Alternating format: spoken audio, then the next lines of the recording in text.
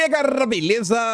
Como é que vocês estão, meus amigos? Hoje é dia de dossiê e creio que posso falar que já é um dos 10 maiores vídeos que eu produzi em toda a história do canal. Vocês sabem que eu não sou de prometer o que eu não posso cumprir. Se antigamente eu já era bom em juntar as peças do quebra-cabeça que é a política nacional, eu acho que o nível subiu depois que descobri a Biblioteca Nacional e todo o material disponível. Nas últimas horas, eu descobri o Arquivo Nacional. E o que é que tem diferente da Biblioteca Nacional? Pois bem, sabe aqueles verdadeiros dossiês produzidos pelas agências de inteligência do governo brasileiro? Matérias que no passado eram confidenciais, mas que agora estão disponíveis? Pois bem, eles estão lá, principalmente muita coisa, naquele período de 64, 85, vocês sabem o que aconteceu neste período? Enfim, no vídeo de hoje a gente vai falar um pouco de 65, 66, a coisa vai começar a ficar apimentada de 67 e 68, e a gente vai falar de temas que vocês verão que tem um total paralelo com os dias atuais, coisas que aconteceram no passado e continuam acontecendo nos dias de hoje, problemas que o Brasil segue enfrentando. Na primeira parte, a gente vai explicar o nosso caso, nosso ponto de partida. Eu sempre gosto de explicar, né, como é que o dossiê saiu do papel. O vídeo hoje é dossiê disso até o fim.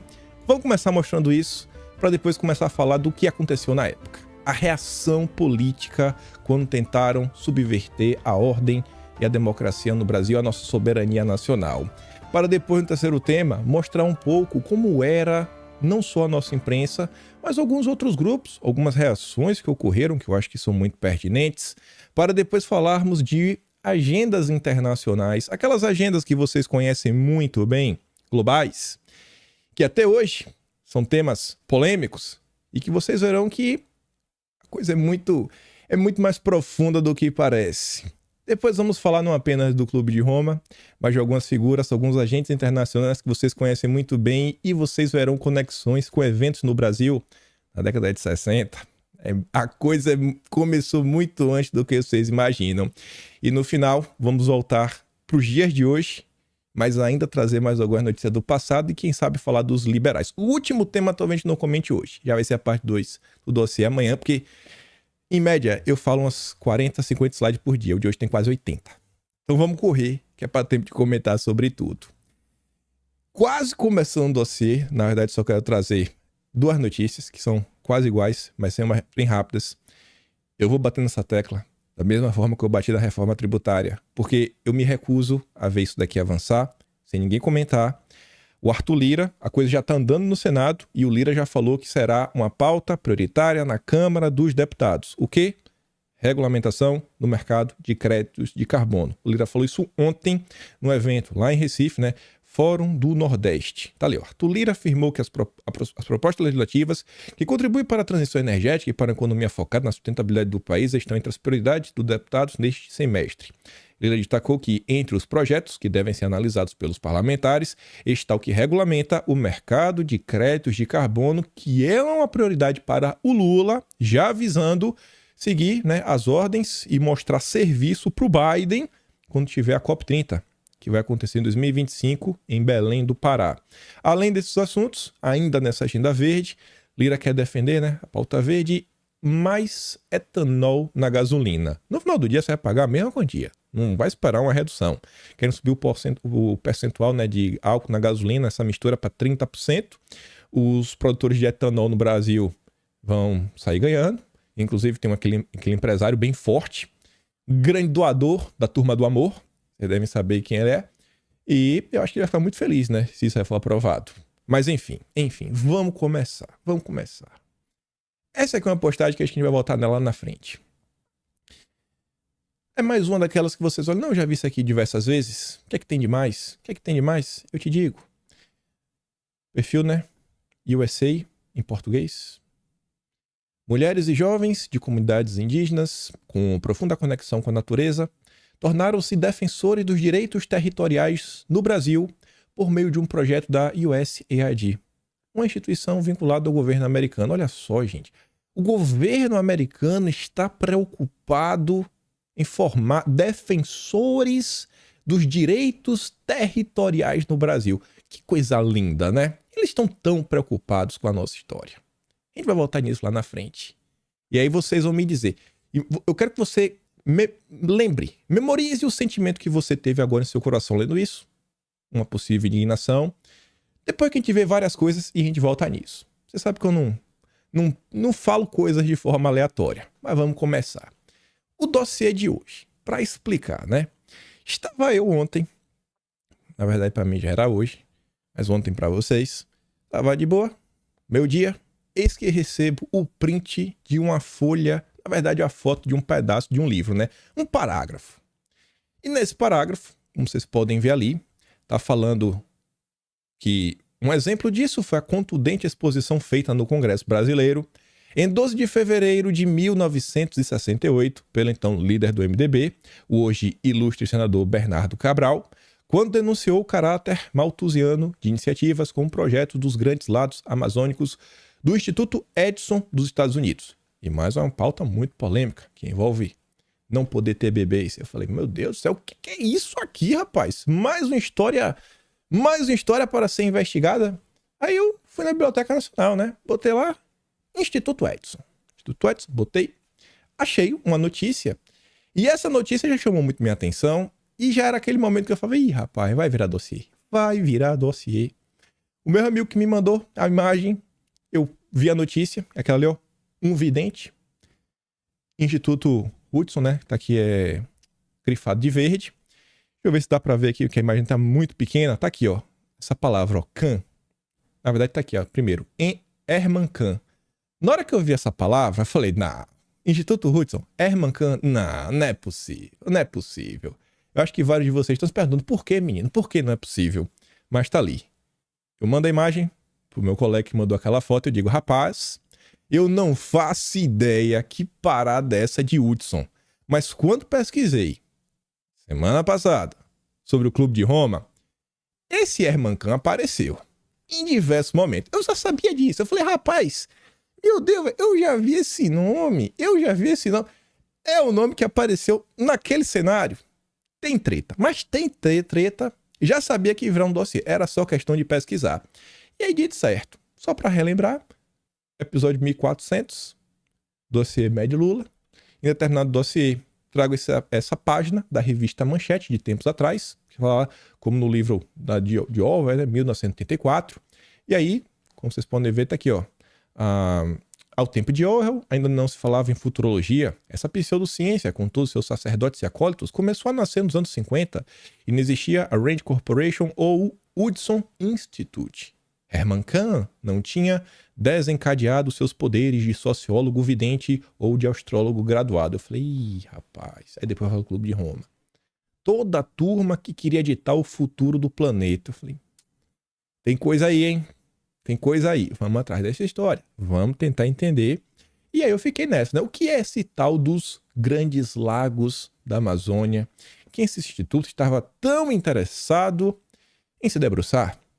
E aí, melhor do que procurar sites atuais, eu falei, não, eu quero olhar os jornais da época. E para minha surpresa, teve um veículo que foi se encontrar pessoalmente com o Sr. Kahn, na verdade, falando do Instituto Edison, para tentar entender todo o ocorrido.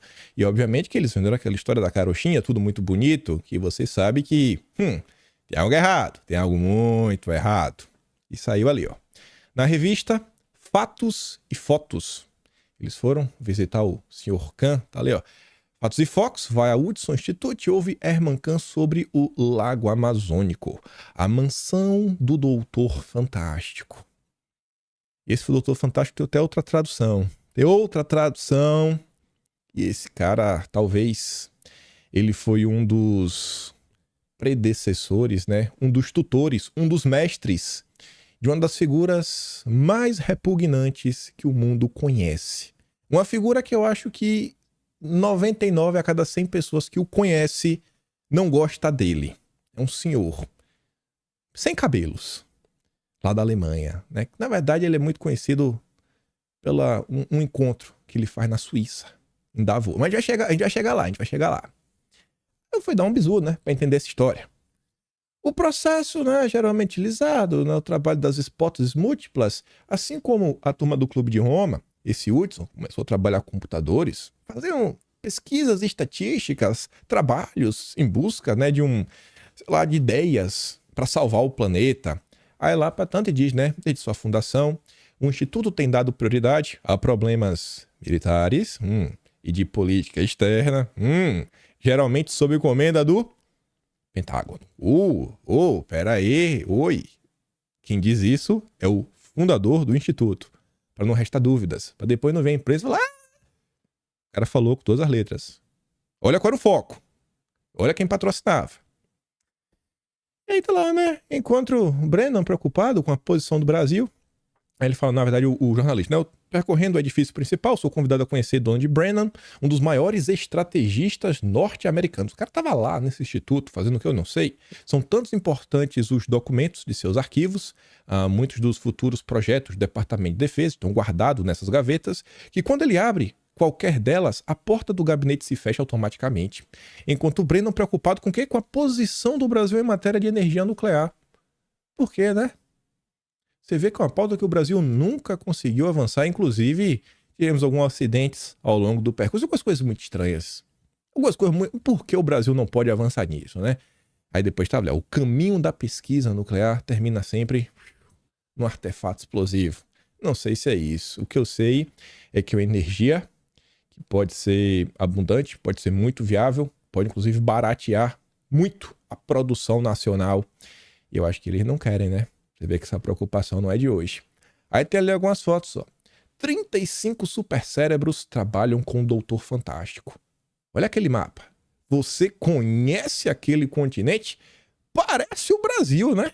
Um mapa grande do Brasil, rapaz. O que é que essa turma tá planejando? Robert Paneiro, um dos autores do projeto do Lago Amazônico, é especialista em América Latina. Quem passa pelos portões do Instituto não calcula que nessa bela propriedade estão os maiores segredos do futuro. Deus está vendo. Mas vamos entender. A turma queria meio que criar algumas barragens na Amazônia para alagar a Amazônia. E começar a criar umas rotas. Rota marítima mesmo, né? Rota fluvial, na verdade, né? Para passear lá de barquinho, uma coisa ou outra. E aí o Paneiro explica, o sistema sul-americano de grandes lagos seria o agente catalítico do desenvolvimento econômico e social e da integração da América do Sul. Com o lago, o Brasil não perderia minérios, pois estes, como os geólogos explicam, estão nas montanhas e não nas planícies. Você vê como o cara já nem se preocupa com os minerais, que vocês vão continuar tendo eles. Ninguém falou de mineral, o cara tá falando de mineral. Ih, tá meio estranho, hein? Tá querendo a riqueza do Brasil. Quanto ao petróleo, se de fato existe na maré, não tem, né? Tem para dar, vender, exportar, o que o diga a margem equatorial. Quanto ao petróleo, se de fato existe, né? Sua exploração será mais fácil por meio de sondas montadas em plataformas submarinas. Com controle das inundações por meio das comportas do dique, surgiriam à margem do lago imensos e férteis campos agrícolas. O que vocês acham disso? Um grupo, think tank, com uma galera meio estranha, que trabalha a serviço do governo, Pentágono, querendo criar projetos na Amazônia, melhorar a logística, preocupados inclusive com petróleo e minerais. É algo estranho, né, gente? Até porque isso não saiu do papel, então acho que coisa boa não era. E vamos falar sobre isso. Vamos tentar ver, na época, como foi o início da cobertura. O jornal O Estado de Florianópolis, edição 26 de maio de 1966. Governador denuncia Amazônia explorada. O governador do Amazonas, professor Arthur César Ferreira Reis, comparecerá a uma sessão secreta da Assembleia Legislativa do Estado para exibir aos deputados a documentação que possui sobre planos estrangeiros para a internacionalização da Amazônia. Oi, peraí, não era logística, não era para integração, agora está falando de internacionalização. Me lembrando aquela história do Instituto Internacional da Lei Amazônica, que tentaram meio que 20 anos antes, 1949. O deputado Braga Júnior, em nome do governador, comunicou ao líder do MDB, deputado Bernardo Cabral, que o professor Arthur Reis reservou o direito de marcar a data da sessão secreta, uma vez que está recolhendo documentação nova sobre o assunto. Aí depois fala que o deputado Bernardo Cabral, nome da oposição, vai falar, já está denunciando o Hudson Institute, entidade privada que realiza pesquisas para as forças as Forças Armadas dos Estados Unidos, né? Respondendo ao requerimento, o governador afirmou em ofício que tem conhecimento da existência de propósitos profundamente perigosos ao exercício da nossa soberania sobre a Amazônia. Diante disso, o líder da oposição sugeriu que o governador debatesse o assunto com os parlamentares. O governador reclamou sessão secreta, pois os documentos que vai exibir são os que levou ao conhecimento do presidente Castelo Branco e das autoridades do Conselho de Segurança Nacional. Coisa séria. Após o governador do Amazonas da época mostrar os documentos para os deputados, o deputado Bernardo Cabral viu que era sério e decidiu fazer o quê? Abrir uma CPI. Meu Deus, a gente tem que investigar. Que história é essa, irmão? Tá tudo errado. Está tudo errado. Tribuna da Imprensa, Rio de Janeiro, 13 de fevereiro de 1968. 2 anos depois, 1 ano e meio depois. A oposição na Câmara quer saber, através de CPI, quais os objetivos reais do Hudson Institute, que pretende construir o chamado Grande Lago Amazônico. Entre os motivos que colocam o MDB contra a ideia, está o fato de que o lago separará a Amazônia do resto do país, deixando a região mais dependente dos Estados Unidos. Aí você se pergunta, né? Pô, mas será que isso aqui é verdade? Isso aqui é muito irreal. Isso aqui é difícil de acreditar que eles tentaram inventar uma coisa dessa. Aí, vamos para o site oficial da Câmara dos Deputados. Olhar a biografia do Bernardo Cabral. Lá na parte de atividades parlamentares, o que ele participou durante sua vida enquanto parlamentar? CPI sobre planos do Hudson Institute para construir o Grande Lago da Amazônia. 1968, Assembleia Nacional. A parada aconteceu. Mas se debruçar mais pela CPI, acho que olhando a consequência, vai dar para entender o meio de campo. Mas a gente vai voltar. Mas eu quero continuar falando um pouco sobre esse deputado.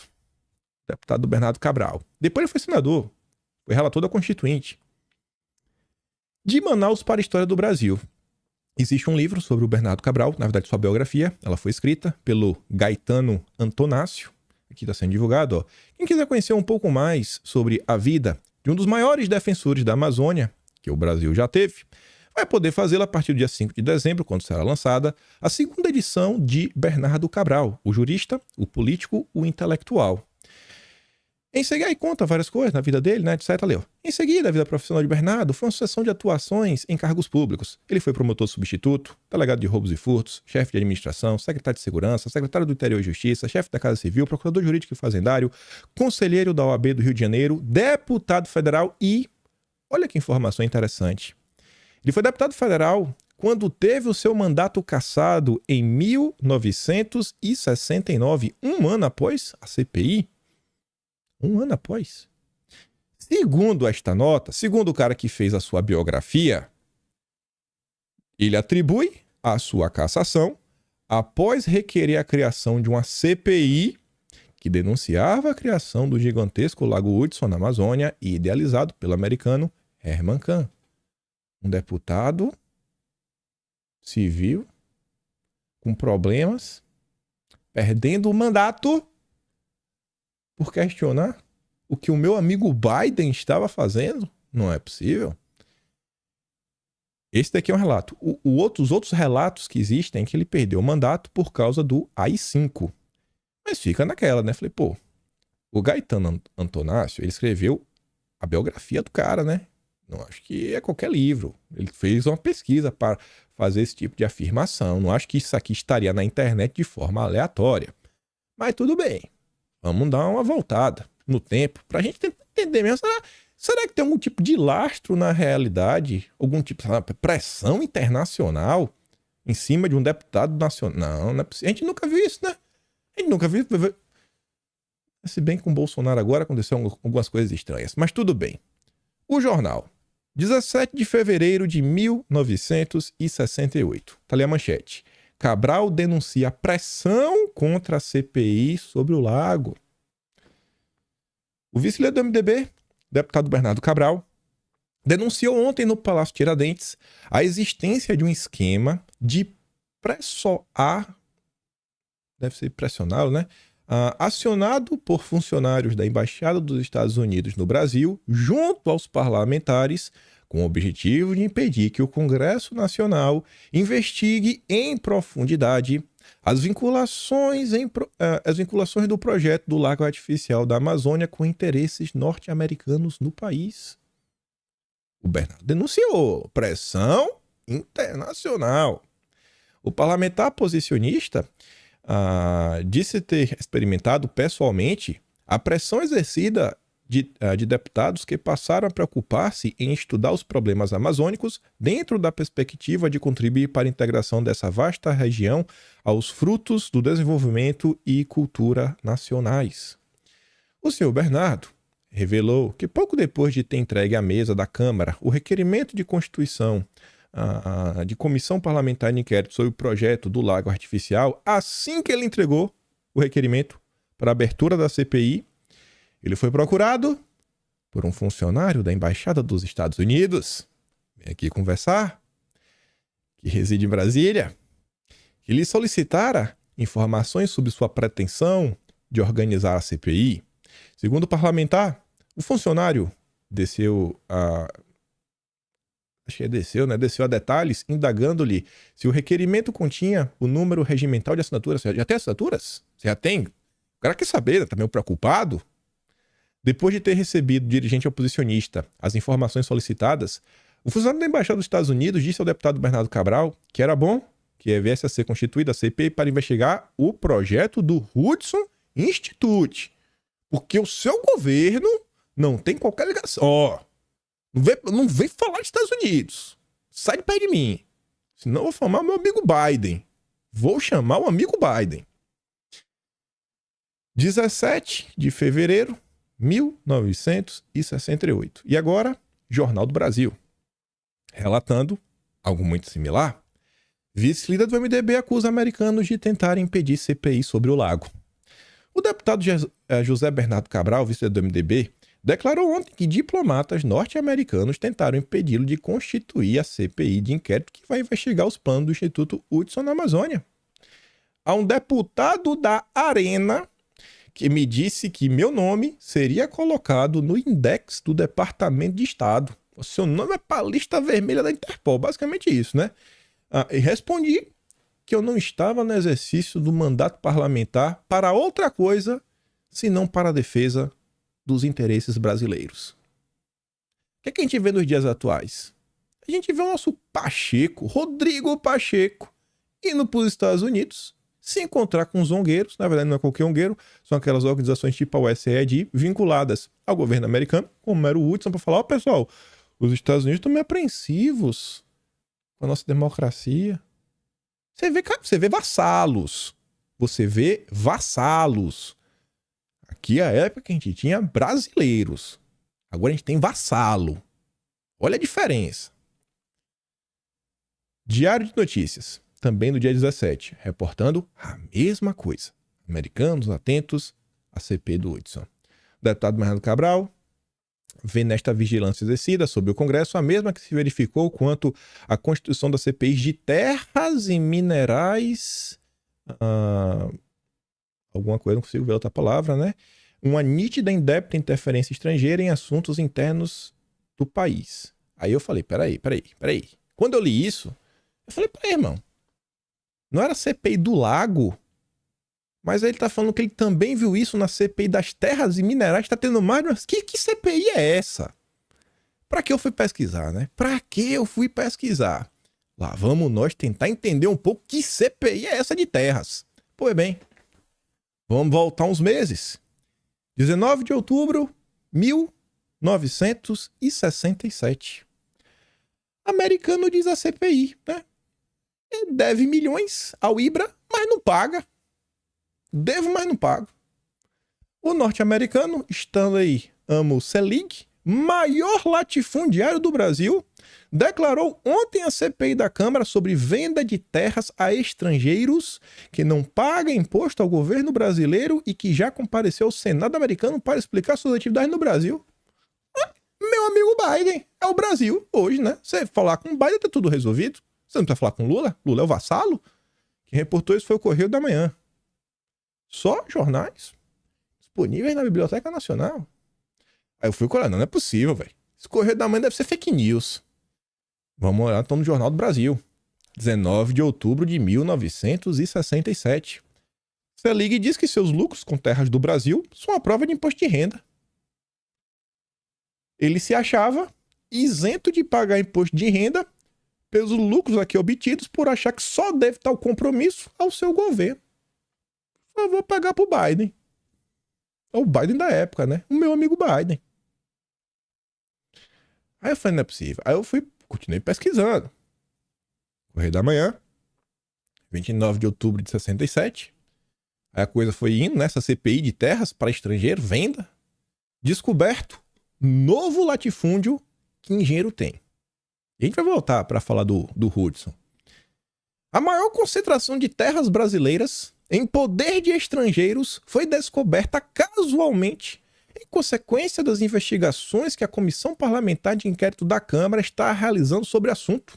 A Bolt Carriers Co., empresa norte-americana, possui mais de 2 milhões de hectares em terras à margens do rio Jari, um afluente da margem esquerda do rio Amazonas, que separa o território do Amapá do Pará. Tais propriedades equivalem à área da maior ilha fluvial do mundo, né, que é Bananal, e a mais de 4 vezes a extensão da Guanabara. A região é considerada promissora em que diamantes, ouro, cassiterita, de acordo com o levantamento do Departamento Nacional de Produção Mineral, constantes no Plano Decenal de Pesquisas Minerais. É ou não é? O Brasil de Lula mudou nada. É os zongueiros e meu amigo Biden. Faz o que quer. Quem é o problemático? É o garimpeiro. O problemático é o garimpeiro. Quando é o americano? Não. Quando é o norueguês? Não. Tá deixando, né, a esmola, o fundo da Amazônia? Tá. Então tá liberado. Explora aí. Tá de boa. Ninguém vai encher o teu saco. Mais uma. Essa daqui eu trouxe porque eu fiquei assustado. Porque foi a fala do ministro da Justiça na época. Aí que a gente volta para 68, 29 de março de 68, Jornal do Brasil, os maiores jornais da história do país. Gama Silva diz na Câmara que estrangeiros têm 1/5 do território brasileiro. O ministro da Justiça revelou ontem na Câmara que 1/5 do território nacional, equivalente a 160 bilhões de metros quadrados, já foi vendido a estrangeiros. Não é pouca coisa não, viu? E o ponto mais alto do Brasil, o Pico da Neblina, quase foi vendido e chegou a ser objeto de apropriação pelo grileiro João Inácio. Anunciou a entrega ao presidente Costa e Silva do anteprojeto criando um grupo interministerial para demarcar todos os parques nacionais e áreas pertencentes aos índios, e um outro anteprojeto acrescentou que, olha só, olha o que estava sendo discutido naquela época. Olha a data. Não estou falando isso de forma aleatória. Vai regular as vendas de propriedades rurais a estrangeiros para acabar com os abusos de estelionatários e limitando a área municipal suscetível à venda a estrangeiros. Limitar a área do município para estrangeiros. Olha o ano, 68. 68. Guarda isso. A gente vai chegar numa resposta que vocês vão ficar triste. Triste. Logo depois disso, eu acho já. Pouco dia depois, um mês depois, né? 29 de agosto de 68. Deputado da Arena denuncia que americanos, donos de terras, tentaram suborná-lo. Americanos proprietários de terra no Brasil tentaram corromper 4 deputados federais brasileiros com importância, não sei, deve ser Novo Cruzeiro, né? NCR, 200 mil novos cruzeiros, a fim de que fosse retardada a votação do projeto do governo que regulamenta a venda de terras a estrangeiros. Será que os deputados de hoje, os gloriosos deputados da esquerda e do centrão, será que eles, né, iam peitar o lobby internacional com dinheiro? Tentavam corrompê-los? Será? O que é que vocês acham? E veja ali, vamos tentar retardar votação. Estava sendo votado um projeto para regulamentar a venda território municipal, botar um limite. Por que eu tô insistindo nisso? Pra gente ver por dias atuais. 15 de dezembro de 2020, Senado aprova projeto que autoriza a venda de até 25% de área de município a empresa estrangeira. Na matéria do Globo, tem essas duas linhas que eu acho que vocês vão entender tudo. O texto, apoiado por parlamentares, revoga, destrói a legislação da década de 70. Sabe que legislação que a gente está falando, né? Vocês estão entendendo qual foi o contexto da época? Quando foi proposta essa legislação, o que é que estava acontecendo no Brasil? Estamos nos surrupiando, como sempre. Esse é o nível dos parlamentares no Brasil hoje.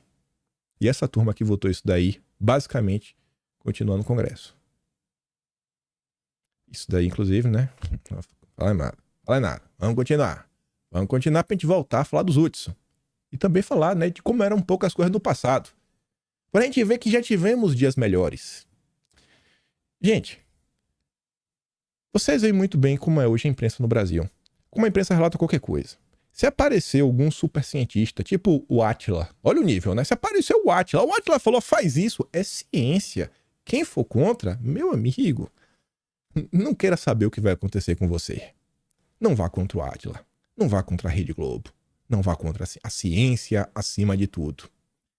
Quando vem uma ordem da ONU, rapaz. Quando vem uma ordem do meu amigo Biden, um grande democrata, rapaz, não vá contra. Você não quer saber o que vai acontecer com você.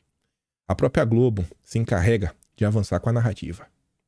Mas no passado, quando essas coisas aconteciam, coisas que eu acho que hoje continuam revoltando só a população, já tivemos uma imprensa que escreveu esse tipo de nota. Lago é plano para alijar a Amazônia do domínio pátrio. Vocês conseguem ver essa nota? Eu tenho certeza que vocês conhecem algum fato no Brasil hoje que eu acho que segue mais ou menos esse caminho. Algum tipo de ação que envolve grupos neogovernamentais. Vocês sabem que grupos são esses, né? Ih, rapaz. Essa era a imprensa. Já foi imprensa no Brasil um dia. Outra. Só uma manchete. Vocês podem ler depois. Aquela ali foi do Jornal do Comércio. Esse é o Jornal do Comércio de Manaus. O Jornal do Comércio de Manaus, tinha o do Rio de Janeiro, muito bom os dois. Tinha do Pernambuco também, muito bom também. Jornal Cidade de Santos. Estados Unidos querem a Amazônia. Se tu botar isso hoje, eles chamam que você é maluco. Você é maluco. Você lembra que o John Kerry veio aqui esse ano e falou a nossa Amazônia, né? Eu não lembro se você falou nossa na Amazônia, a Amazônia é nossa. Aí ficou aquela coisa, né? De boa. A Amazônia é nossa. Tá ali, ó. Na época, já tivemos jornais que reportavam os assuntos assim. Infiltração, projeto Lago Amazônico, sentando a bolacha. Correio da Manhã. Correio revela toda a verdade sobre a Amazônia. E aqui é uma nota longa. Foi uma nota de 2 páginas. Essa última coluna aqui, vocês parem pra ver, ela tá meio cortada, ela vai até o fim. Pensa naquela página. Quem é mais velho já viu um jornal, né? Ela vai até o fim. E a outra folha de jornal inteira só sobre isso, que eles têm acesso ao relatório de que foram 3 diplomatas do Brasil que fizeram. Vou comentar algumas coisas, a gente vai começar a olhar alguns relatórios que foram feitos. Eram secretos, não são mais. Mas essa matéria eu quero destacar 2 parágrafos. Que eu trouxe aqui, ó. Não 2 parágrafos, né? 4 parágrafos. 3. O Correio da Manhã apresenta hoje, na íntegra, o relatório secreto redigido por 3 diplomatas brasileiros que estiveram a serviço do Ministério das Relações Exteriores estudando as características do Hudson Institute, né? Instituto Hudson. Aí diz lá, né, lá na frente que reside no alerta dado por aqueles diplomatas sobre a necessidade de um programa real do governo brasileiro para a ocupação da Amazônia, para que eles viram em grande perigo. O documento guardado em segredo pelo governo mostra também o que é o Hudson Institute e a que ele serve.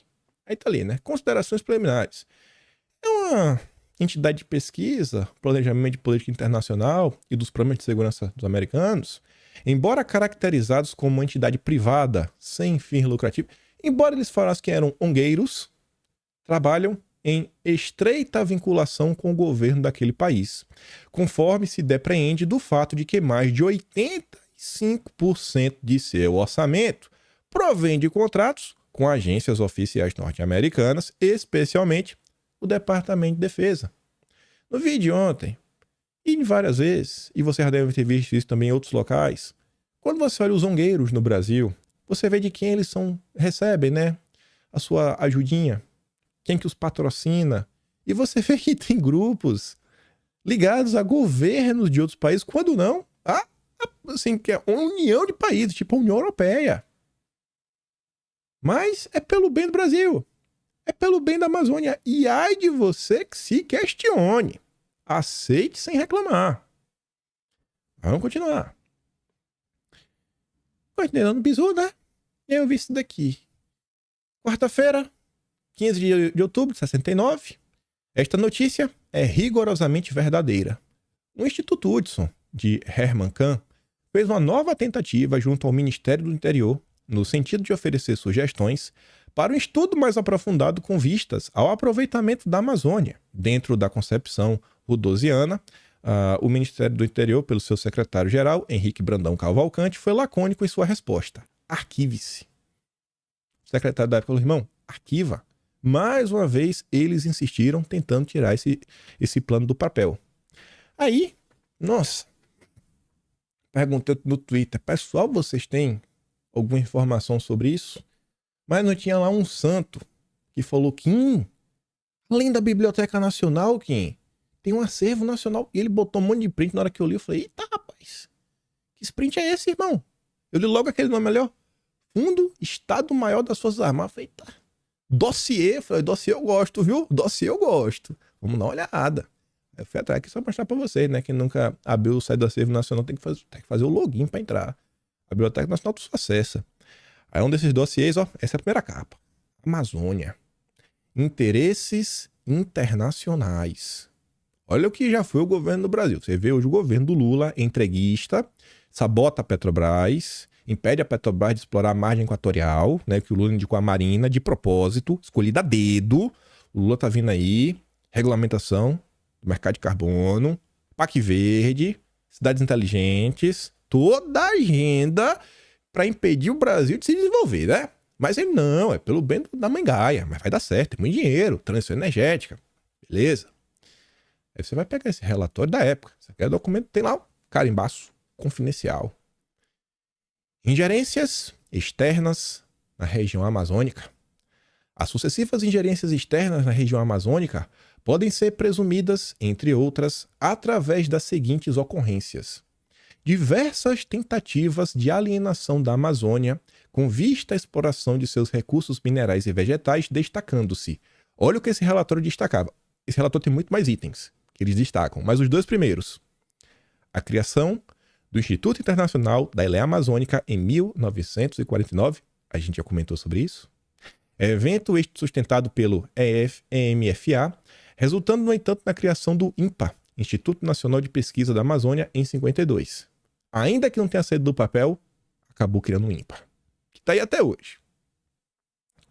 E outro problema, o governo dos militares na época detectou, a pretensão do Instituto Hudson ainda em 1965, mas você vê que a preocupação no Brasil começa em 66, um ano depois, e isso aí só chega no parlamento, no Congresso mesmo, em 67, em 65, que apresentou o projeto de construção do sistema de grandes lagos sul-americanos, ligando o Brasil, Venezuela, Colômbia, Peru, Bolívia, Paraguai e Argentina, através do interior do continente, tendo sido obstaculizado pelo EMFA, que se manifestou oficialmente contrário a ele como lesivo aos interesses nacionais.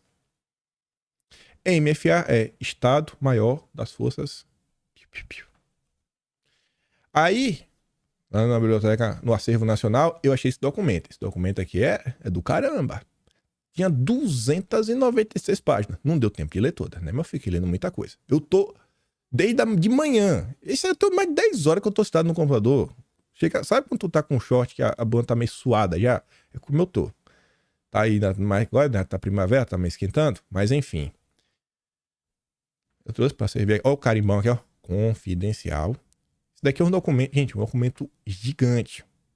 cara estava em Bogotá, na Colômbia, porque eles também estavam tentando avançar com esse plano em outros países da América Latina. Tá lá, ele relata um monte de coisa, traz um monte de coisa. E tá aqui no final. Peço atenção a Vossa Excelência para o fato que o senhor Mário Zanzerna Pinson, que ocupou no seminário do tema Amazônia no ano 2000, parágrafo 23 e seguintes, foi recentemente ao Rio de Janeiro a convite do Hudson Institute, a fim de estar presente na reunião ali levada e feita com participação daquela entidade. Esse daqui é 1º de setembro de 1970, correspondente especial, secretário de Estado, tá vendo aí? E aí nesse documento, o que eu achei interessante, que não dá para ler ele todo, mas umas coisas para vocês verem. Você lembra daquela história que falava, não... Tu acredita que no livro dos Estados Unidos eles nem estão preocupados com a Amazônia, pô. Tu lembra dessa história que falava que não, ninguém tá nem pro Brasil? Tu lembra disso? Tu lembra que eles falavam sobre isso? Pois bem. Olha as matérias que já saíam em jornais, revistas internacionais na década de 60, falando do Brasil.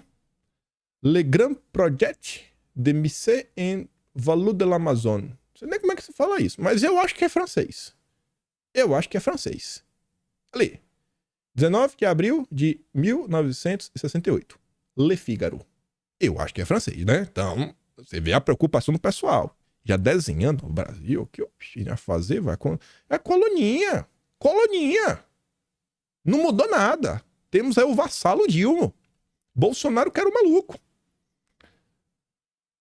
La Tribuna de Genebra, né? Suíça. 18 de abril de 68. Aqui dá pra ler, eu acho, né? Deve ser um projeto colossal de não sei o que é isso, né? Que vai transformar a América Latina. Ó, Brasil. Até aqui, ó, vamos fazer um riozinho aqui que vai cortar, ó. Tá até um rio aqui pra... Eles estão decidindo, gente. Pai, que sensacional. Tu vai fazer, vai acontecer. Não, mas era só sugestão. Era só uma sugestão, o governo fazia se quisesse. Beleza. A Asahi Evening News. Roraima é a Shangri-La do Brasil. Sabe o que é Shangri-La, né? É tipo Eldorado. Aquela cidade que tem ouro pra tudo que é lado. Eles nunca ligaram pro Brasil. Nunca. Isso daqui era um relatório que foi secreto por muito tempo, né? Depois de 85, eles devem ter tornado tudo público, né? Acho que cai esse negócio de sigilo. Tá aí pra todo mundo que quiser ler. As matérias que saíam na época ao redor do planeta. Maluco é quem acha que eles têm algum tipo de interesse extra no Brasil. Não, não, eles só querem nos ajudar. Só querem nos ajudar, o meu amigo Biden. Aí tem outro, ó, esse relatório, aí que você vê que são as coisas. A primeira notícia que a gente traz é de 66, do governador do Amazonas, falando com os deputados, mas você vê que um ano antes, porque eu falei, a gente vai falar de 65 também, naquela época, graças a Deus, a gente tinha um governo que, entre os trancos e barrancos, tava ligeiro, ó. Pedido de busca, número 801, 12 de maio de 1965. Secreto. Acho que nem sei se é 12 de maio, né? Porque eu tô vendo aqui esse 12 no final. Deve ser maio de 65. Secreto. Ele tá ali, ó. Dados conhecidos. Fundação Hudson está realizando levantamento dos projetos em curso ou já experimentados na Amazônia, está objetivando, trabalhando em proveito na Colômbia. Seu programa provavelmente terá apoio do BID. Qual é o BID? Banco Mundial. Mas vamos continuar que tem muita coisa. Aqui é mais um relatório também, ó. Já estão falando até das narrativas que já estavam inventando sobre a Amazônia. A influência externa de Amazônia está falando, ó, excessiva preocupação demonstrada por grupos estrangeiros quanto à manutenção do equilíbrio ecológico da Amazônia com possível retorno à tese do pulmão da humanidade, que comprovadamente carece de sustentação científica. Eu tava aí, ó. Eu tô até comentando sobre isso. E quanto tempo a própria Rede Globo fica nessa ladainha, nessa conversa mole? É, né? Era relatório confidencial, não é mais? Mas vamos voltar pro início do vídeo. Ainda tem muita coisa pra falar. E ainda tá no quarto tema.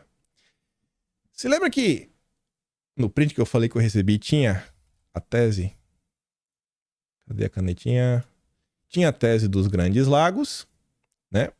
E nesse recorte aqui desse livro tá falando também da história de você não poder ter mais criancinhas, né? Você perder a possibilidade, com algum problema, né? Eu falei, não, não é possível, velho. Não é possível, não. Isso aqui é muita maluquice. Não. Aí pra mim já passou do ponto do aceitável. Já passou. Mas eu fui pesquisar. Pra que eu fui pesquisar? Vamos falar sobre isso. Eles falam tanto hoje, né, que tem muita gente neste planeta. Muita gente, muita gente, muita gente. Correio da Manhã, 15 de dezembro de 1967. Martins quer pacificação para a defesa da Amazônia. Era lá a manchete. Vamos dar uma olhada. Em um parágrafo. Isso foi em 67. O senador Márcio Martins, que esteve nos Estados Unidos durante 3 meses, na qualidade de observador do Congresso, junto à delegação brasileira à Assembleia da ONU, regressou profundamente sobressaltado com o interesse de alguns círculos do governo americano e de extensas camadas da elite dirigente pela Amazônia.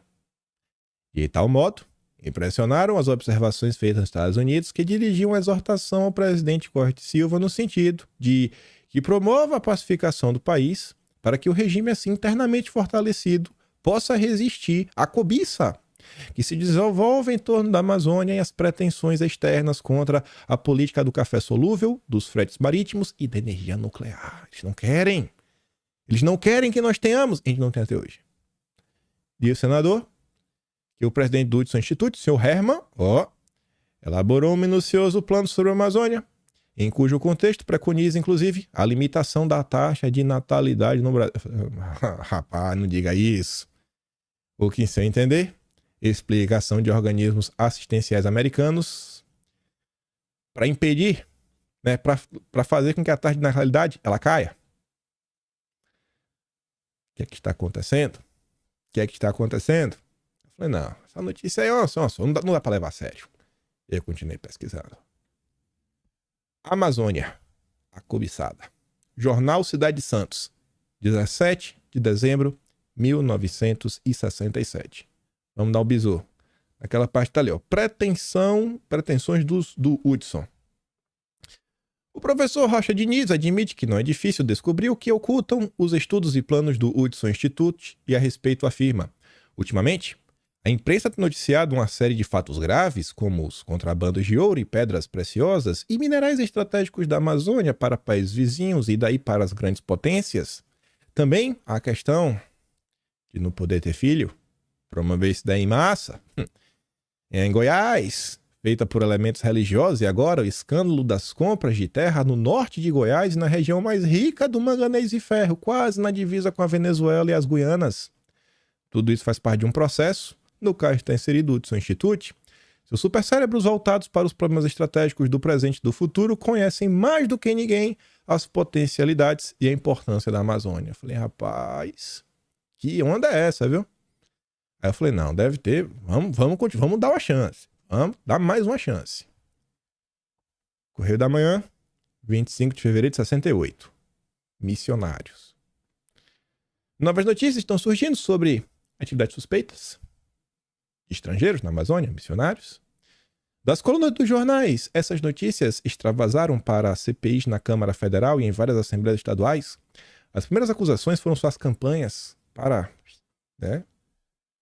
bagunçar e não poder ter mais criancinhas de mulheres da nossa Hinterlândia induzidas ao uso de das coisas lá.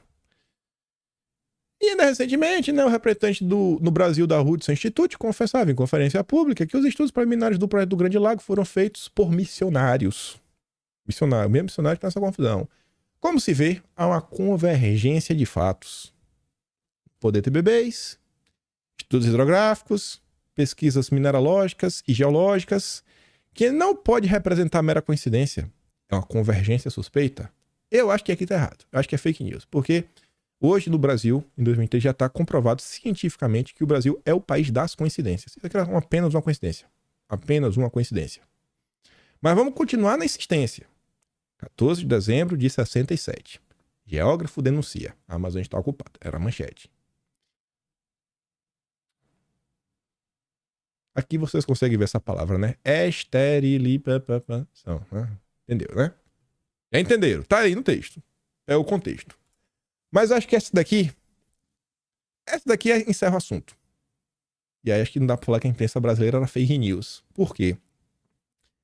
A revista Fatos e Fotos, no ano de 1969, voltou a entrevistar o senhor Herman Kahn, o fundador do Hudson Institute, pessoalmente. E na sua entrevista, o senhor Herman falou com todas as letras, ali ó, controlando a natalidade, o Brasil será 10 vezes mais rico em 30 anos. Eu acho que é 10. Talvez 2, não sei. Começa com D e tem um S, né? Acho que não é 10 não, porque 10 é com Z. Mas enfim, vamos botar 2 então. Mas tá falando, ele tá preocupado. Ele tá preocupado com a quantidade de criancinha, né? Nesse planeta. Vocês já viram essa pauta nos dias atuais?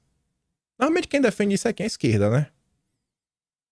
Mas vamos continuar. Vamos continuar que tem mais coisas. No meio dessas pesquisas, e no início do vídeo já tinha dito pra você, eu falei, rapaz, na hora que eu vi esse nome, Herman, falei, Clube de Roma, já tava ligeiro. E aí, pesquisando nas últimas horas, eu achei umas coisas intrigantes. Mas vamos começar primeiro com esse texto aqui, que eu achei um título muito curioso, Neofascismo. Saiu no Correio da Manhã, 20 de junho de 68, na época em que os jornais do Brasil, vários pelo menos, né, defendiam o Brasil, não todos, mas vários tinham espaço para defender o Brasil, onde falava o seguinte, o professor Herman Kahn, hoje em dia, um homem muito conhecido no Brasil, trata-se do diretor do Instituto Hudson, organização norte-americana, mas sustentada quase que exclusivamente por contratos governamentais, especialmente de interesse, né, dos grupos lá, muito complicado, que fez um plano internacionalista para o desenvolvimento da Amazônia, lá nos Estados Unidos.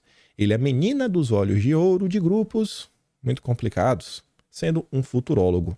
E aí eu parei para pensar, eu falei, cara, agora isso faz sentido na minha cabeça. Gente, olha a importância do especialista.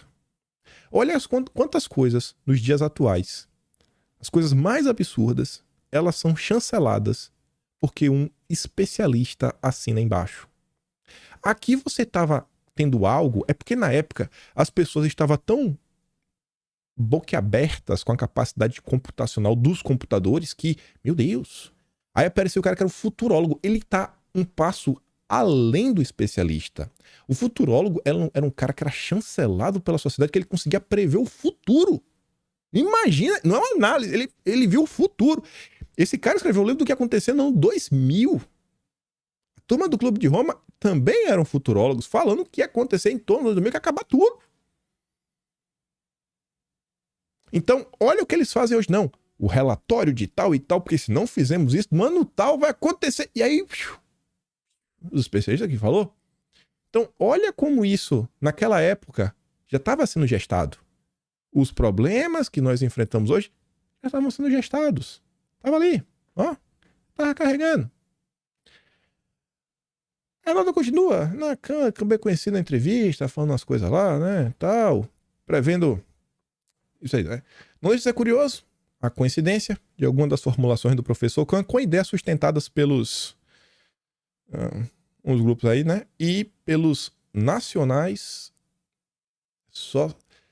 Sabe aquela turma da década de 40, lá na Alemanha? Então, esse texto tá falando, rapaz, as ideias que esse cara defende tá levando a gente nessa mesma linha. Tá ruim. Controlido, não quer aquilo outro, vamos aqui fazer uma filtragem, tentar encontrar uma galera geneticamente melhor. Tá meio estranho. Olha as ideias que essa turma anda defendendo. Falei, rapaz, nos dias atuais, oh meu Deus, a gente tem tanta coisa similar que a imprensa passa pano. Mas é que chegou no ponto. Mais uma vez na revista Fatos e Fotos, baita revista, ela e revista Manchete, eu encontrei aquela nota. Vocês sabiam que esse Kahn, na gestão do Kennedy, era basicamente um conselheiro de Estado ao lado do Henry Kissinger? Você deve saber que é o Kissinger, né? Ele tá vivo até hoje, tá com 100 anos, foi até no País Vermelho esses dias. Não é qualquer um. Olha o nível do cara do Hudson Institute. Aí falava assim, uma equipe diferente também na Casa Branca. Mudou, né? Sob nova direção, mas os conselheiros continuavam por lá. Além dos membros do gabinete, ainda um punhado de outros auxiliares de Nixon em condição de influir na orientação do novo governo. O primeiro, mais principal, né? O Kissinger, que vai ocupar o cargo, papapá, pipipi. A mesmo que acredita que Kissinger foi juntamente com Herman Kahn. Além do Kahn, o Van Braun. Eu falei, peraí, mano. O Van Braun também? Não, não me diz isso. Aí já começou eu comecei a me bater por dentro, já comecei a ficar nervoso. Eu já comecei a ficar meio nervoso porque eu lembrei de um print. Um print que tava o Van Braun. Falei, não me diz isso. Que print é esse? 15 de novembro de 71. Isso aqui a gente comentou no mês de junho. Está no Atlas Brasileiro de junho. Simpósio Internacional de Administração reunirá especialistas na Suíça. Esse simpósio, que na época era Simpósio Internacional de Administração, é o que virou o Fórum Econômico do seu amigo Klaus. Você conhece o Klaus? Aquele carequinha? Então, foi o que virou na época. Aí eu lembrei do Van Braun. Eu falei, meu Deus, não é possível. Quem estava lá? No segundo fórum, o Van Braun. Amigo do Kahn. Aí eu li aquele nome ali, ó. Esse grifo de verde ali embaixo, King Alexander, esse grifo era meu. Eu falei, não, velho. Não é possível. Não é possível. Eu devo estar maluco. Quando eu li esse nome, aí eu falei, mas quem? Será que deve ser algum rei Alexandre? Eu falei, não é rei Alexandre, porque se fosse algum rei, o Jornal do Brasil ia colocar o rei Alexander. Não, velho. Meu Deus, velho. Não é. E o que tá na minha cabeça? Não é King Alexander, é Alexander King. Aí quando eu vi ali, ó, Organização Europeia de Colaboração Econômica, eu falei, não, velho, OEEC, né, que seria o acrônimo em inglês. Eu falei, não acredito. Olha quem estava lá, já no segundo, desde a fundação dessa porcaria. Sabe quem é o Alexander King? Cielo. Site de artigos científicos, principalmente da área da ciência. Esse artigo é de 2020. Pelos bastidores da OCDE, embates e perspectivas sobre educação e desenvolvimento econômico. Aí tá falando nesse artigo basicamente quando foi que a OCDE, dos países ricos, começaram a se importar com a educação.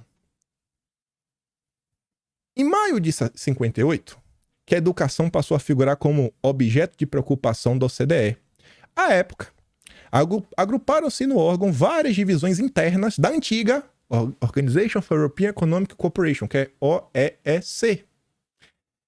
Constituição do OSTP foi realizada sob a coordenação administrativa do Comitê de Pesquisa Científica, especificamente de sua direção de assuntos científicos, então sob a liderança de Alexander King. É este aqui que estava o cara da OCDE, foi na gestão dele, que a OCDE falou, educação é um ponto principal, vamos doutrinar. É o cara que tava no Fórum Econômico. Mas quem é esse cara? Porque eu sabia quem era ele. No próximo parágrafo. Alexander King foi um químico britânico que, em colaboração com o empresário italiano Aurelio Pesce, ajudou a fundar o Clube de Roma. O Alexander King é o fundador do Clube de Roma e tá na fundação do Fórum Econômico. Em 1960, ele se tornou diretor-geral de Educação e Ciência da OCDE, quando ocupando o posto até sua aposentadoria em 74. Aí você, que adora um liberal, pra chamar de seu, que tá doido pra entrar na OCDE, toma aí, ó. Essa é a OCDE. É a mesma porcaria da ONU. Não muda nada. Aí tinha outra coisa. Mas a gente vai voltar a falar dessa turma. Vamos voltar. Mas só coincidência, né? Eu tava lá na revista Manchete lendo, aí eu vi assim, Herman Kahn, à beira da piscina, né? Hipocrisia é importante. Aí eu li rápido, eu não sei porque eu voltei pra ler. Eu tô fingindo como eu li da primeira vez. Eu senti que eu faltei ler alguma coisa. Aí eu voltei pra ir de novo, né? Herman Kahn, à beira da piscina, do Hotel Glória. Falei, eu pulei o Hotel Glória. Aí por um segundo eu falei, olha, se for a mesma data, eu vou pular da janela. Graças a Deus não era a mesma data. Foram alguns meses antes. Esse Hotel Glória, só figura importante. Mas não foi na mesma data, não. Foi alguns meses depois. Alguns meses depois, quem estava no Rio de Janeiro de passeio no Hotel Glória era o nosso amigo Klaus. Mas só coincidência. Só coincidência. Mas nessas coincidências, eu cheguei no ponto e falei, E se essa turma se conhece? E pra que eu fiz essa pergunta? Porque eu não sei, eu fiz. Aí ela veio no Google, né? Herman Kahn, Menino Klaus. Pessoal, botem. Eu garanto que esse texto, eu não vou ler porque esse texto é gigante. Eu devo ter gastado uns 20 minutos para ler esse texto. Eu traduzi para ler. Porque esse texto ele sai trazendo para vocês vários links, inclusive links do The New York Times de 1968 a 67. Essa nota é de 68, eu nem falo. Eu me recuso a comentar. Tá lá, eu recomendo. Lê esse artigo, vê qual é essa nota, vocês vão achar. Se vocês não conseguirem achar, vocês acham no Twitter alguém que bateu o print dessa nota. Eu falei, não é possível, não é possível. Mas essa nota basicamente fala o seguinte, né? Que teve um organismo aí do governo americano que deu um patrocíniozinho para Harvard fazer um curso, e quem estava nesse curso de Harvard com patrocínio desse grupo, que quem palestrou as aulas foi o Kissinger, era o garoto Klaus.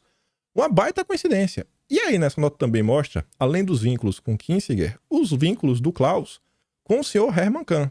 Aí você pode ficar satisfeito com essa informação, ou você pode pesquisar, que eu recomendo. E esse texto é sensacional. Óbvio que está todo traduzido aqui, mas eu recomendo. Recomendo demais. Tá falando, o Fórum Econômico não foi uma ideia que o Klaus teve da cabeça dele.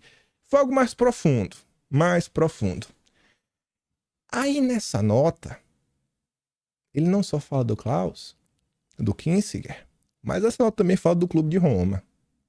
Que vocês já viram que em 72, o Alexander King estava lá. Pois bem, no site lá, o site oficial, que é o Fórum Econômico, aqui no cantinho, não tá dando pra ver, mas é o oficial, tem um histórico. As coisas mais importantes que aconteceu em cada ano. Em cada ano. Sabe o que aconteceu no ano de 73? O Fórum de 73 ficou marcado pelo Manifesto de Davos, tipo o Manifesto Comunista. Um documento das tratativas, das regras. A gente concordou, esse documento aqui, todo mundo que assinou, todo mundo concordando. Esse aqui vai ser tipo o nosso código de ética. Além disso, o Fórum de 73 ficou marcado, né, um terceiro simpósio europeu de gestão, o nome da época. Alargou seu enfoque europeu, né, moldar o seu futuro na Europa. Então, 2 acontecimentos marcaram a reunião. Um foi o Manifesto de Davos e o outro, Aurélio Pesei, industrial italiano, fundador do Clube de Roma, fez um discurso resumindo os limites do crescimento. Isso que marcou o Fórum 73. Então, você está entendendo que o que a gente vive hoje, o que a gente tem que passar nos dias atuais, não é o que surgiu agora, é algo que está aí há mais de 50 anos. Mais de 50 anos. Aí eu clamo para você. Eu abri o vídeo falando da regulamentação do mercado de carbono. Tu acha que a regulamentação do mercado de carbono é besteira? Olha tudo que está acontecendo nos últimos 50 anos neste país. Tu acha que não é um assunto que merece um mínimo de importância? Tu acha que o imposto do pecado da reforma tributária não merece um mínimo de importância? E terceiro, tu acha que esses parlamentares da direita que foram eleitos por causa de Bolsonaro, tu acha que eles estão lidando com atenção devida os assuntos sérios do país, ou eles estão muito ocupados botando marca d'água e notícia clickbait atrás de clique? E tu acha que eu tenho direito de estar puto da vida ou não? Aí eu voltei. Como é que tu se sente agora vendo essa postagem? Ao SID. Treinando aí, né? Os seus defensores territoriais no Brasil. Como é que tu se sente vendo isso agora? Depois de todas as vezes que tu viu. Tu sente da mesma forma quando tu viu no início? A WWF teve um curso também de gestão de territórios este ano, junto à FUNAI, com patrocínio da USAID. Como é que tu se sente vendo essa foto agora? Já tá com hora e 4, mas ainda tem um tema, que eu sou teimoso. Só pra mostrar que é outra coisa, né? Uma das maiores ONGs do Brasil, porque é uma ONG que agrupa várias ONGs, que é o Observatório do Clima.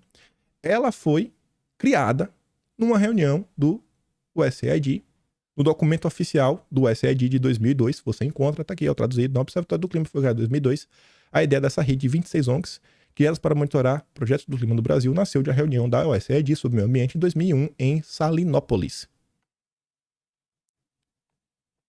Você acha que essa pauta ela é importante ou não? Você lembra daquela nota do Financial Times falando do meu amigo Biden para garantir a democracia no Brasil, que Bolsonaro ia aprontar? Você lembra disso?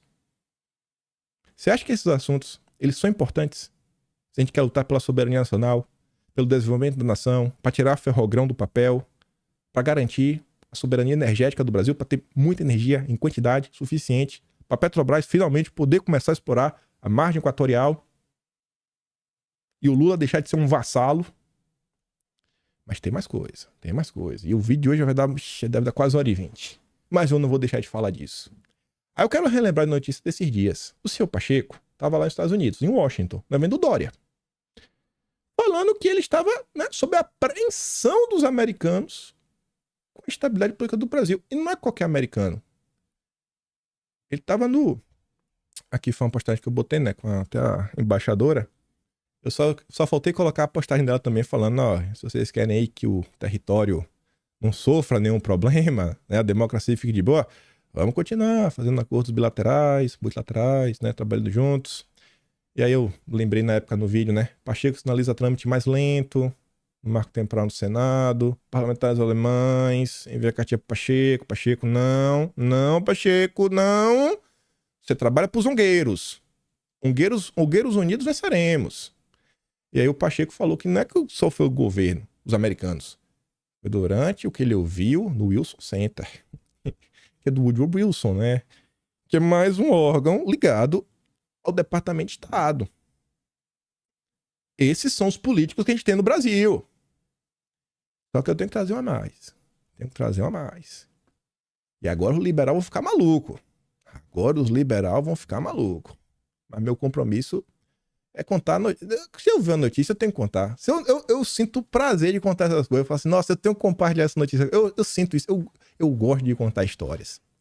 Pois bem, pesquisando sobre a turma, pesquisando sobre o nosso Herman Kahn, do Hudson, ele veio ao Brasil, gente, dar uma palestra. Sim. Tem algumas informações extras sobre isso. No prefácio que escreveu para o livro do Herman Kahn, quem escreveu esse prefácio? O senhor Roberto Campos. Vocês conhecem o Roberto Campos? Vocês devem conhecer o Roberto Campos Neto. Esse daqui é o avô dele. Olha aí os nossos liberais. Ele escreveu o prefácio. Não, mas ele só escreveu um prefácio, Kim. Ele só escreveu um prefácio. Beleza. Kahn veio explicar no 2000. 11 de novembro de 69. Falando que ele veio no Brasil. Que foi negócio lá na piscina do Hotel Glória. Ele foi recebido no Brasil, no aeroporto, pelo ex-ministro Roberto Campos. Ele só escreveu um prefácio. É porque ele recebeu no aeroporto porque ele escreveu um prefácio.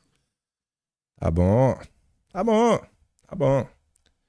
14 de dezembro de 67. Então vamos voltar lá para a época da confusão, que tinha até a CPI. Vamos ver um parágrafo. Depois de passar praticamente despercebido vários dias em nosso país, seguirá hoje para Buenos Aires Robert Paneiro, que foi aquele que a gente tá lá no início do vídeo, no primeiro tema, de costa, uma calcinha jeans coladinha, com um mapa grande do Brasil, que diz assim, os 35 supercérebros. Aquele é o Robert Paneiro, tava lá no Hudson Institute. Tava no Brasil, despercebido. Aí, ó, diretor do Hudson Institute, que procurou discretamente angariar simpatia de personalidades brasileiras, entre as quais o senhor Roberto Campos, seu amigo, desde o tempo que era embaixador em Washington. Aí tá mais complicado, né? Escreve o prefácio, pega o cano do aeroporto e amigo do Paneiro. Ah, liberais, sempre sendo liberais. Mas tem mais.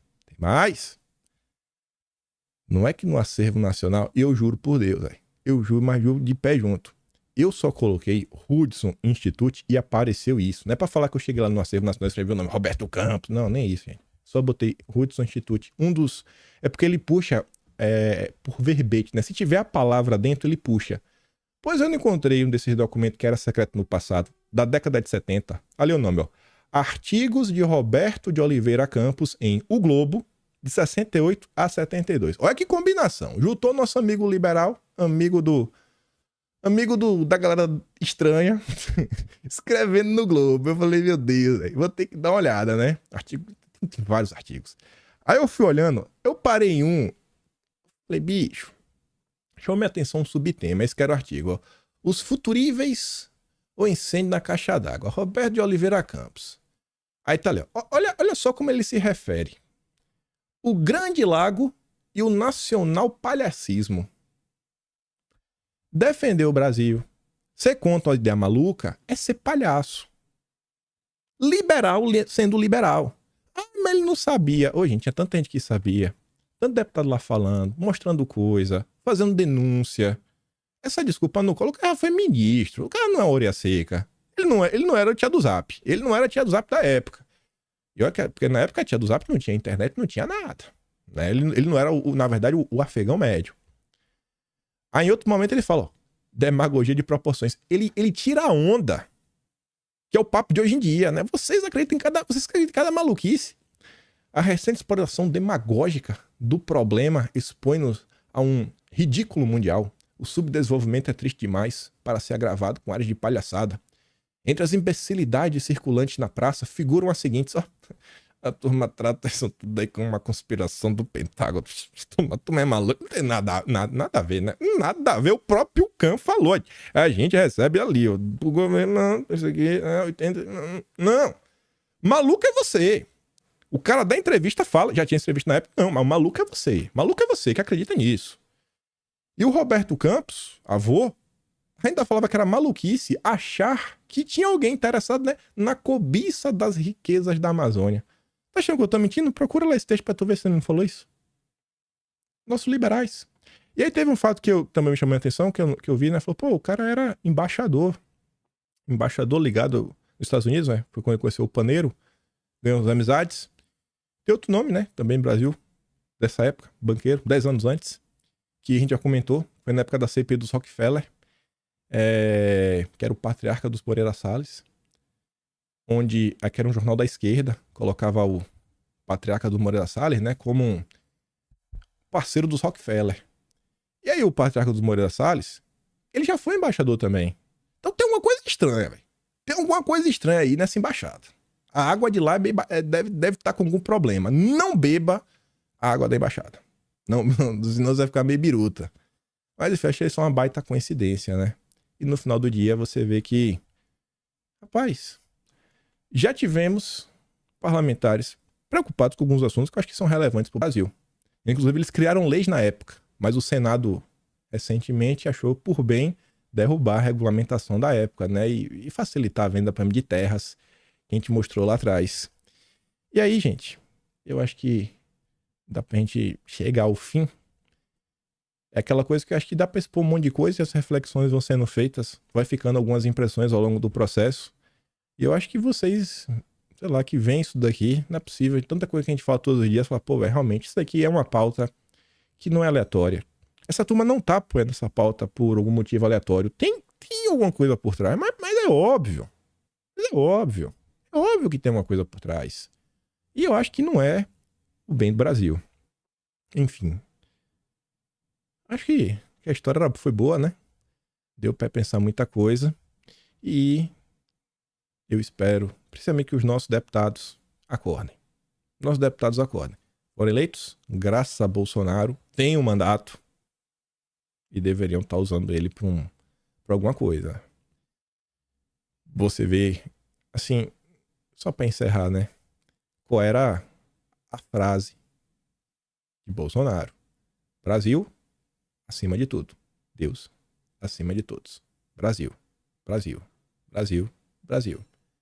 Eu acho que o Brasil precisa voltar a ser debatido. A preocupação com o Brasil, ela tem que voltar para os noticiários, para a vida das pessoas, né?